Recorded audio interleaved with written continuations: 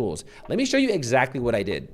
Now this is where the new update really shines. So I just typed in a basic command like you guys have probably done a million times. I want to create a highly creative design agency website with vertical and horizon text, high-res images, creative and unique sections that beat the competition. Can you generate me a prompt for this? Then I want you to make a screenshot based off this prompt. Essentially, I'm just asking it to make me a screenshot of the actual website it's going to generate. And this is exactly what it generated. So it generated this image here. It looks amazing. Now what makes this update of Sol really good is in the next prompt right here, I said, now generate the images from this website. I need the images in high definition and I want them exactly like on the websites. Give me these in a zip file. And you guys know that when you use these like vibe coding tools, images are really half the battle, but now with this new update, it'll actually read all of the images on the screenshots.